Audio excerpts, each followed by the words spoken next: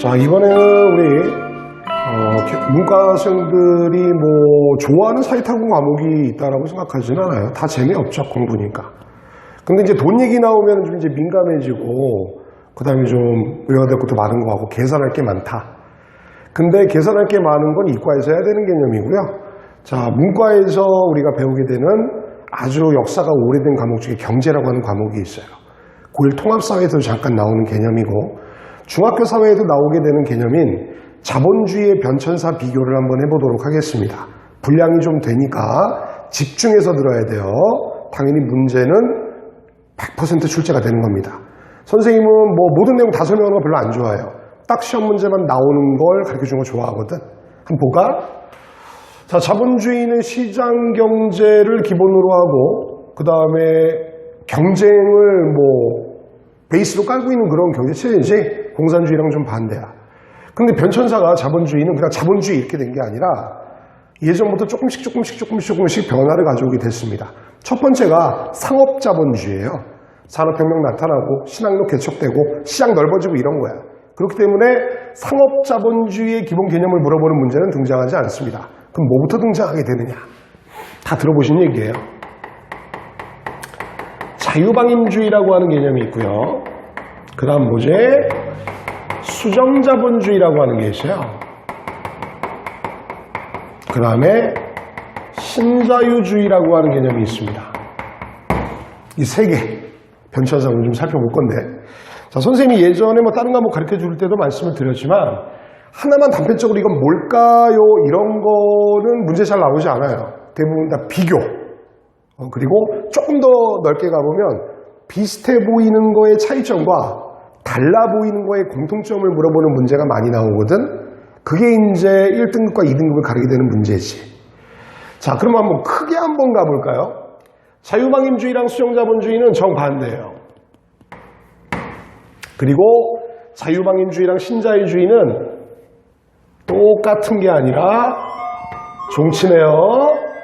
비슷해요. 선생님이 수학을 잘 못해가지고 이 기호가 맞는지 모르겠는데 나는 수학 선생이 아니니까 상관이 없어요. 자, 그러면 자유방임주의랑 수정자본주의를 비교를 한번 해볼게. 이 두 개의 비교는 역사가 이제 문제 나온 역사가 10년이 넘었기 때문에 뭐 안 나올 수도 있겠죠? 나오면은 이제 누구나 다 맞추는 쉬운 문제가 됩니다. 그래서 그 얘기를 하면은 이 친구가 이제 문제의 제일 중요한 걸 맞추는 키워드가 된다는 얘기지. 또 보면 이렇게 또 반대의 개념으로도 생각해도 돼. 그러니까 얘네 두 개가 비슷하다라고 얘기를 했잖아. 자, 자유방임주의 갑니다. 자유방임주의는 경제활동을 시장이 통제하는 거야. 여기서 말하는 시장은 중랑구에 있는 우림시장이나 동부제일시장을 얘기를 하는 게 아니라 그것도 물론 포함되겠지? 수요와 공급이 만나는 거. 이거를 갖다가 시장이라고 얘기를 해요. 눈에 보이지 않을 수도 있어요. 쿠팡이 눈에 보이는 건 아니잖아. 그치? 자, 시장이 통제합니다. 정부의 간섭을 최소화해. 그냥 니들끼리 알아서 경쟁하면서 한번 좀 해봐라 라고 했기 때문에 이 자유방임주의는 소극적 국가라고 얘기합니다. 정부가 이제 소극적으로 개입한다는 얘기죠. 그래서 우리가 뭐 비슷한 표현으로는 야경국가, 경찰국가 이런 표현을 좀 써요. 야경이라고 하는 단어를 니네가 잘 모를 텐데 선생님도 뭐 나이가 겉보기보다는 그렇게 많이 들지 않아서 야경꾼을 본 적은 없어요. 야경꾼은 어떤 사람이냐면 경찰은 아니고요. 통행금지 시간을 좀 알려준다라든지 아니면 도둑을 대하는 태도가 경찰이랑 좀 달라. 경찰을 쫓아서 막 잡잖아. 맴매하고 막 이러잖아. 야경꾼은 그냥 쫓는 거야. 즉, 한 국가의 경제가 돌아가는 데 있어서 국외적인 외부적인 효과, 뭐 어떤 나라가 갑자기 침입을 한다라든지 아니면은 시장 경제하에서 규칙을 아주 깔끔하게 어기는 친구들이 있잖아. 뭐 도둑이라든지 강도 이런 정도만 정부가 이제 딱 컨트롤을 해주는 거죠. 소극적인 국가예요. 즉 자유방임주의의 키워드는 시장이야. 시장. 물론 자유방임주의는 애덤 스미스라고 하는 사람이 만든 보이지 않는 손이라고 하는 거는 중딩 수준이니까 얘기 안 할게. 돈을 현란하게 빨리 세가지고 손이 안 보이는 게 아니라 아까 얘기했잖아. 꼭 눈에 보이는 코스트코나 이마트가 아니라 눈에 보이지 않는다고 하더라도 물건을 사려고 하는 사람인 수요와 팔려고 하는 사람인 공급이 만나면 다 시장이거든. 그래서 그건 애덤 스미스가 보이지 않는 손이라고 얘기를 했어요. 처음에는 이 자유방임주의로 엄청나게 경제가 활성화됩니다. 아무런 문제가 안 생겨요. 근데 바뀌었단 말이지. 바뀌었다는 얘기는 무슨 얘기야? 뭔가 문제가 있었다는 걸 얘기하는 거잖아. 어떤 문제가 있었을까요? 빨간 색깔 있을까? 경제대공황이 나타나게 됩니다. 경제대공황은 교과서 버전으로 설명하면 과잉 생산으로 인한 실업자의 급증. 과잉이라는 얘기 너무 많이 만들었다는 얘기야. 시장조사 같은 거 안 했다는 얘기지. 공장제 수공업에서 공장제 기계공업으로 바뀌면서 공장에서 똑같은 시간과 똑같은 노동력을 이용해서 엄청나게 많은 물자들이 나와요. 가장 대표적인 게 그 미국 자동차 중 미국인가? 포드 자동차, 포디즘이라고 해가지고 컨베이어 벨트 시스템을 이용해가지고 현란하게 막 찍어내는 거야. 그럼 물건의 가격이 어떻게 되니? 싸지죠. 처음에는 장난 아니게 판 거야. 좋았겠지. 근데 지금 같은 객관적이고 효율적인 시장 조사를 안 했기 때문에 물건을 막 찍어내다 보니까 어떤 순간이 딱 넘어가게 되면 어떤 일이 발생하죠? 안 팔려요. 재고가 쌓입니다. 그럼 그 물건을 만드는 데 들어갔던 재료값과 노동자들에게 줘야 되는 월급을 못 주게 돼서 쫄딱 망해. 즉 경제대공황은 너무 길게 설명했는데 쉽게 얘기하면 나라가 망한 거예요.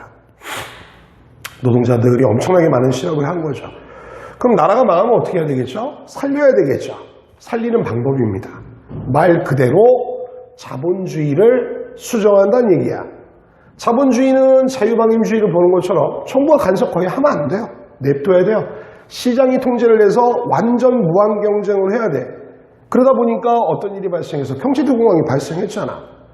그러면 어떤 일이 발생하냐? 아까 사람 이름 안 썼는데 그냥 써줄까? 자유방임주의는 애덤 스미스 땡땡. 수정자본주의는 케인즈 아저씨가 만들었어요. 무슨 케첩 이름 같죠? 그건 하인즈인가? 쏘리. 자, 수정자본주의는 정부가 통제합니다. 그 다음에 정부가 간섭을 극대화. 적극적으로 간섭을 했기 때문에 그대로 매치업에서 쓰면 적극적 국가죠. 그래서 우리는 복지국가, 행정국가라는 표현을 쓰기도 합니다. 자, 여기서 이제 우리가 조금 수정자본주의는 잘 알아야 되는 게 뭐냐면 이 경제대공황 때문에 엄청나게 큰 일이 나타나게 돼요. 이 경제대공황은 지금 얘기 들어보면 엄청나게 잘 사는 나라인 미국, 영국, 프랑스, 독일, 일본 다 나타났거든. 근데 미국이나 영국과 프랑스는 돈이 많은 나라이기 때문에 지들이 알아서 해결을 할 수가 있었어. 가장 대표적인 게 미국의 누구죠? 루즈벨트 아저씨의 영화 한번 들어가 볼까? 뉴딜 정책입니다. 뉴딜 정책은 뭐냐? 국가가 일자리를 만들어주는 거예요. 국가가 케어를 해주는 거죠. 어떤 강인지 잘 기억 안 나는데 테네시 강이었나? 엄청나게 큰 미국의 강에 필요도 없는 댐을 만들어요. 노동자들이 일자리를 만들어주기 위해서. 영국과 프랑스? 자, 영국은 닉네임이 해가 지지 않는 나라였다고 엄청나게 많은 식민지가 있었기 때문에 영국과 프랑스는 블록 경제권이라고 하는 걸 만들어서 식민지와 본국 사이에 손해를 보지 않는 무역을 통해서 이 경제대공황을 극복해냈습니다. 근데 경제 얘기는 아니지만 이건 꼭 해야 되는데 선생님이 또 역사가 가르쳤니? 일본이랑 독일은 자기의 힘으로 이 문제를 해결할 수 있는 능력이 없었어요. 그래서 어떻게 하죠? 식민지를 만들죠. 식민지를 만들어서 다른 나라를 착취하고 괴롭히면서 거기서 뺏어낸 원료 그리고 거기서 만든 걸 억지로 팔게 되는 시장의 기능을 하게 되면서 이제 2차 세계대전이라든지 이런 문제가 발생하게 되는 거야. 사회탐구 영역의 모든 부분은 다 연결이 되어 있습니다. 돈과 정치, 역사 다 연결이 되어 있죠. 즉 경제대공황 때문에 일본이 우리나라 점령했다라고 생각하시면 돼요. 슬픈 얘기죠. 자, 딱 봐봐. 되게 좋지 않냐? 정부가 막 다 해줘. 근데 뭐야 이건 또 왜 등장하는 거죠? 얘도 뭐가 문제가 있겠죠. 자, 뭐 어떤 문제가 있었냐면은 석유파동, 오일 쇼크가 나타납니다. 그리고 정부가 전부 다 도와주다 보니까 예산이 부족해져요. 복지병이 발생해요. 막 이런 거죠. 모랄 해저드가 발생하게 되는 거죠.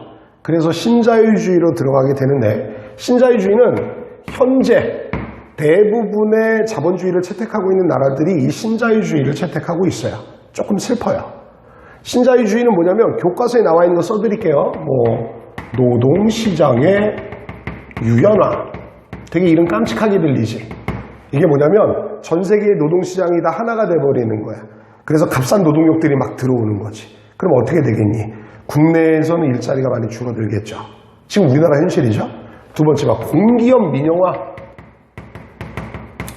제가 아까 전에 처음 했을 때 이거 사라졌네요. 자유방임주의랑 수용자본주의가 서로 반대고 수용자본주의랑 신자유주의가 반대입니다. 그러면 자유방임주의랑 신자유주의는 비슷한 부분이 있겠죠. 그러면 이제 공부를 조금 이제 슬프게 한 친구들은 자유방임주의랑 신자유주의 똑같은 거 아니냐. 얘도 뭐 정부가 간섭 최소하고 정부 최소, 시장 짱 뭐 이렇게 얘기해버리면은 언뜻 보면 되게 비슷해 보이는데 바로 이제 오늘 선생님이 이 수업을 하는 제일 중요한 이유가 여기 있죠. 아까 선생님 뭐라 그랬죠? 시작할 때 달라 보이는 거의 공통점과 같아 보이는 거의 차이점을 아는 게 어려운 문제예요. 자유방임주의랑 신자유주의는 전부 다 시장이 경제를 통제한다는 데 있어서 공통점이 있고 정부가 개입 안 한다는 데 공통점이 있어. 그럼 뭔 차이점이 있느냐? 자, 수용자본주의는 복지국가라고 얘기를 했죠. 그리고 요거 하나 써주면 이제 느낌이 좀 올 거야. 신자유주의는 복지 예산을 축소합니다. 여기에서 이제 신자유주의와 자유방임주의의 차이점이 있는 거죠. 자, 요거는 좀 너무 칠판이 지저분하기 때문에 재빨리 지워서 간단하게 비교하고 끝낼게요. 이게 진짜 중요한 거야, 이게. 자유방임주의랑 신자유주의. 이렇게까지 자세하게 안 해주려고 그랬는데. 똑같은 건 아까 전에 얘기했던 것처럼 자유경쟁, 시장에게 맡긴다. 정부 간섭은 최소화한다. 라는 공통점이 있어요. 반대는 뭐가 있냐면 양방향살표 반대죠. 자유방임주의는 복지라고 하는 개념이 아예 없어요. 신자유주의는 복지 예산을 축소하긴 하지만 복지라고 하는 개념이 있다고. 요 차이점, 요거 꼭 기억해놔야 돼. 자유방임주의랑 신자유주의 비슷해 보이는 거에 차이점이야. 그러면 아이씨 오늘 바쁘네. 두 번째, 아까 하던 거 마무리해야 되겠죠? 수정자본주의랑 바빠. 신자유주의의 차이점이 뭐냐? 물론 정부가 개입한다, 시장이 한다라는 아주 기본적인 차이점이 있지만 이런 게 어려운 문제로 나오는 게 아니라고. 수정자본주의는 복지인데 이 복지를 갖다 우리가 뭐라고 얘기하냐? 수혜적 복지, 자녀적 복지 이런 표현을 쓰고요. 신자유주의는 생산적 복지라고 얘기를 합니다. 이게 뭘 얘기하는 거냐? 자, 선생님 완전 쉽게 얘기해 줄게. 수혜적 복지, 자녀적 복지는 전부 다한테 혜택을 주는 거야.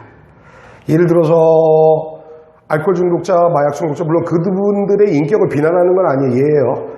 알코올 중독자랑 마약 중독자, 그 다음에 그냥 일자리에서 잘린 평범한 젊은이가 있다고 칩시다. 3명이 있어요. 예산이 30만 원이에요. 그러면 이쪽 수용자본주의에서는 똑같이 10만 원, 10만 원, 10만 원씩 주는 거야. 그러면 알코올 중독자랑 마약 중독자가 10만 원씩 받으면 뭐 할까요? 술 먹고 마약 먹겠죠. 신자유주의는 생각이 달라. 경제가 기본이라고. 돈이 돌아야 돼. 야, 마약 중독자랑 알코올 중독자한테 지원해 준다고 그 사람들이 다시 직업교육을 받은 다음에 경제활동을 하지 않을 거라는 거지. 그럼 어떻게 하는 거야? 그 사람들은 뭐 미국 개념으로 따지면 푸드 쿠폰이나 이런 것들을 줘서 죽지만 않게 하는 거야. 그럼 어떻게 하냐? 아까 그 기준으로 따지면 마약 중독자, 알코올 중독자, 젊은이 있다 그러면 30만 원이 있다 그러면 10만 원, 10만 원, 10만 원이 아니야. 2만 원, 2만 원, 26만 원을 준다고. 그러면 그 정상적인 삶을 살았던 젊은이, 일자리를 잃은 젊은이는 그 돈을 갖다가 자기 투자나 교육을, 재교육을 받아서 다시 경제에 투입이 돼서 세금을 내는 사람이 된다는 거죠. 아주 옛날에 미국이 시작했다가 실패하게 된 EITC라고 하는 제도가 있어요. Unincomed Tax Credit이라 그래가지고 일을 하기만 하면 평균 정도의 수준을 정부에서 다 보장을 해주는 거지. 물론 예산 부족으로 못했지만. 자, 이쪽은 노동 가능성이 있는 사람들한테만 준다라는 개념입니다. 자, 신자유주의랑 수용자본주의, 자유방임주의는 경제 파트에서 메인 핵심이에요. 사회 파트에서 돈 들어가게 되는 데 있어서는 꼭 나오는 내용이니까 꼭 기억해 주시면 좋겠습니다.